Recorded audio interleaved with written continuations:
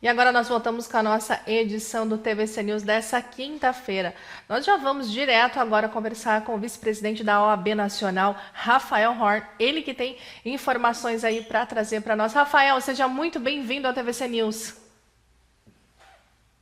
Bom dia, uma alegria enorme estar mais uma vez conversando com telespectadores da TVC News e mais uma vez tratar de temas importantes não apenas para o exercício da advocacia, mas também da cidadania em nosso país. Rafael, então a OAB Nacional já se posicionou em relação a essa decisão de que o diálogo entre o advogado e o preso possa ser monitorado. Como que está essa situação? Bem, tivemos recentemente uma decisão do ministro Alexandre de Moraes em face de Rony Lessa. Rony Lessa é acusado de homicídio. Inclusive, há uma confissão do próprio Rony Lessa de ter assassinado a ex-vereadora, ou vereadora Marielle, à época no Rio de Janeiro.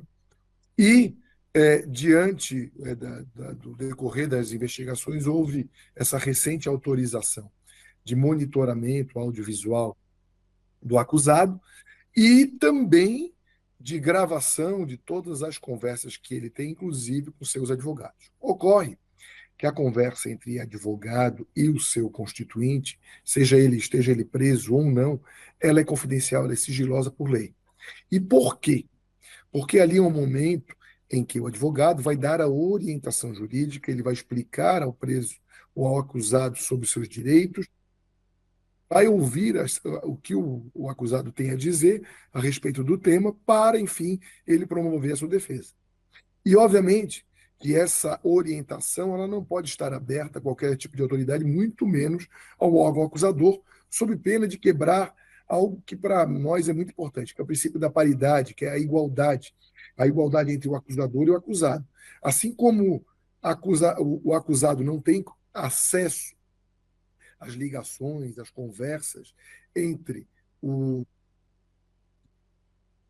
para fins de definir as estratégias de acusação, da mesma forma, não há como existir esse nível de oitiva, de, e busca de informações através da quebra de um sigilo em face do preso e do seu advogado. Lembrando que essa não é a primeira vez que há esse risco. Nós já tivemos na Lava Jato, o então magistrado Sérgio Moro, a ilegalidade que o ministro Alexandre de Moraes está a praticar. Houve também a contestação da OAB naquele caso, né, e depois houve, inclusive, uma busca de um projeto de lei, à época que o magistrado Sérgio Moro estava como ministro da Justiça, justamente.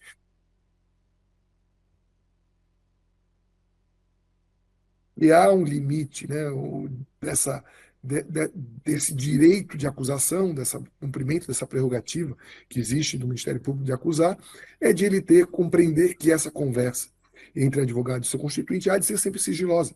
Claro que esse é um caso grave, é uma acusação de homicídio, mas isso ocorre em vários aspectos, desde um acidente de veículo, que gera uma morte, desde uma sonegação de tributos. Em todos estes casos, há conversa do cliente com seu advogado há de ser confidencial em razão do que consta na lei que rege o Estatuto da Advocacia. Rafael, e agora, quais são as medidas que a OAB vai tomar para que essa situação não se repita e que não vire de fato, né, uma lei, por exemplo? Primeiramente, dentro do legislativo, a OAB tem monitorado todos os projetos de lei e tem conseguido barrar qualquer iniciativa que busque ferir o direito do cidadão, se ele estiver sendo acusado, de ele garantir essa comunicação confidencial com o advogado. No âmbito do judiciário, obviamente, nós temos esse risco, obviamente que é um risco de, eventualmente, uma decisão dessa se propagar em outros tribunais, que habilitou no Supremo Tribunal Federal, que é a última instância em matéria constitucional, se habilitou no Supremo Tribunal Federal e pediu ao ministro Alexandre de Moraes a reforma da decisão nesse aspecto e, obviamente, se não houver a reconsideração, nós iremos recorrer ao Pleno do Supremo Tribunal Federal, que dará a última a respeito dessa matéria com a confiança de que o Pleno do Supremo Tribunal Federal vai fazer prevalecer essa garantia prevista em lei. Rafael, eu quero aproveitar a oportunidade que nós estamos conversando aqui, né, você como vice-presidente da OAB Nacional, e eu gostaria de fazer uma pergunta para você em relação a um tema que tem sido amplamente falado em relação ao período eleitoral. Nós estamos em período, né, de eleições municipais e eu acredito que a OAB já esteja extremamente preparada, né, para tudo que vai acontecer nas próximas eleições. Balneário Camboriú tem passado por algumas situações, assim como outras cidades também no Brasil, que não é só Balneário Camboriú, mas outras regiões também têm passado, em relação a fake news. Qual que é a orientação que a Ordem dos Advogados tem em relação a isso?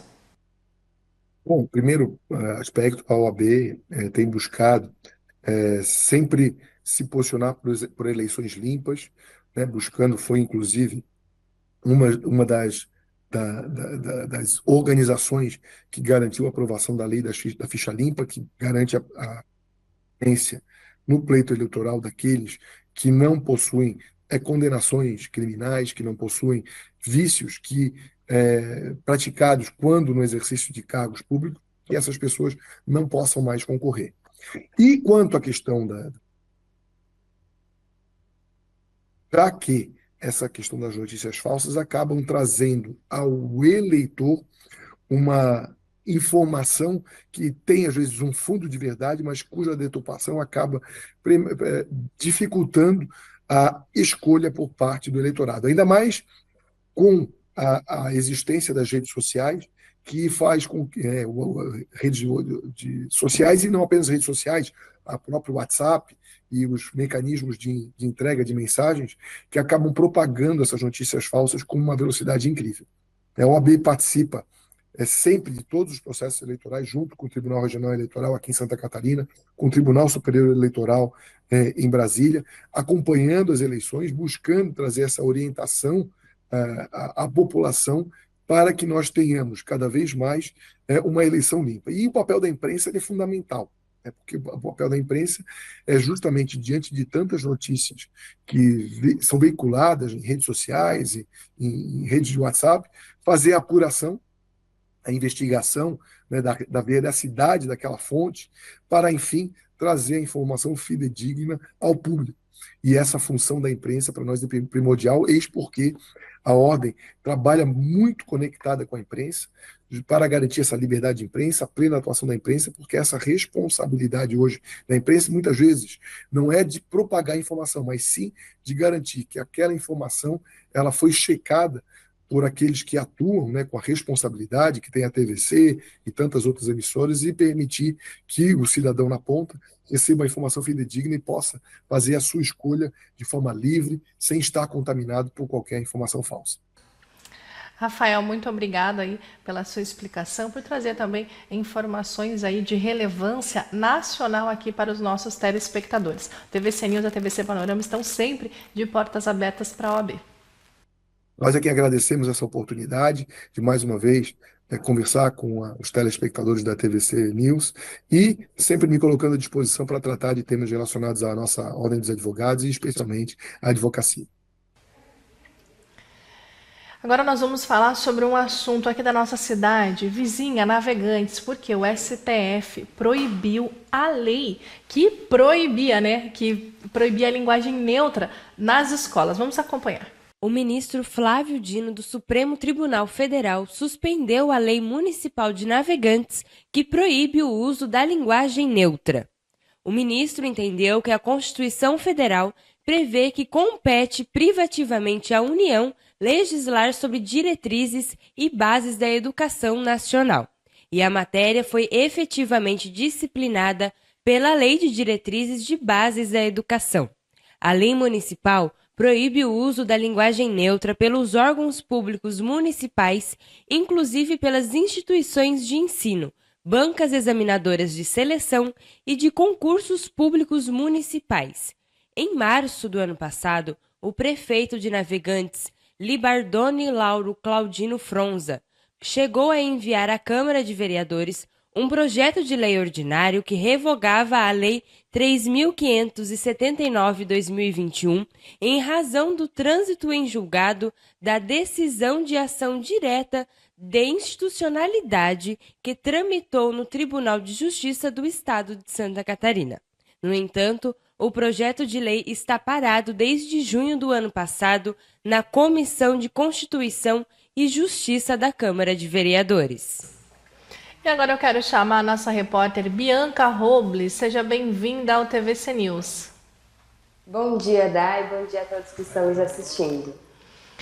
Bianca, tem novidade então aí na CPI do saneamento em Balneário Camboriú?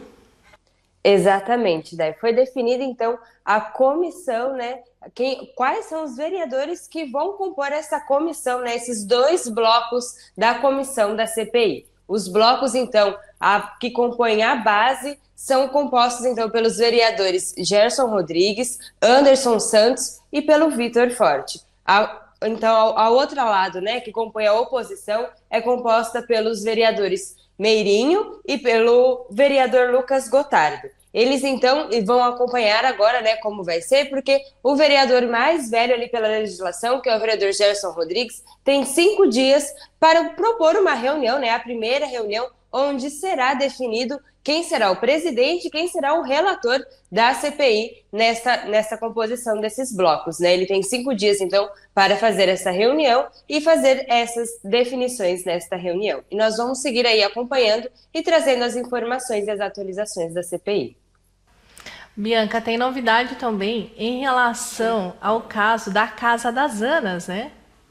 Exatamente, daí o Ministério Público de Santa Catarina pediu o arquivamento da investigação, né, que apurava, então, as supostas irregularidades e a aplicação da gestão de recursos públicos na Casa das Anas, né, que é uma casa de acolhimento a mulheres vítimas de violência. O Ministério Público entendeu, então, que existe uma inexistência, né, de fundamento para continuar as investigações em relação à Casa das Anas, né, e constatou, então, né, a improbidade administrativa. Ele disse ali que, então, não tem provas, né, que comprove essa improbidade administrativa e pediu, então, o arquivamento das investigações. Essa casa que se resolveu rápido, né, Bianca? Começou aí, comecinho do mês, finalzinho do mês passado, e agora já estão pedindo o arquivamento. O processo foi rápido, né? Exatamente, foi bem rápido esse processo aí. A gente até esperava que fosse ter algum desdobramento maior, né? Mas acabou rápido esse processo aí, foi resolvido rapidamente. Bianca, muito obrigada pela sua participação aqui no TVC News. Eu que agradeço, Dai, um ótimo dia a todos. Nós vamos agora para um breve intervalo. Na volta tem TVC Esporte, tem previsão do tempo e tem o comentário de Leonel Pavão. Não sai daí que a gente já volta.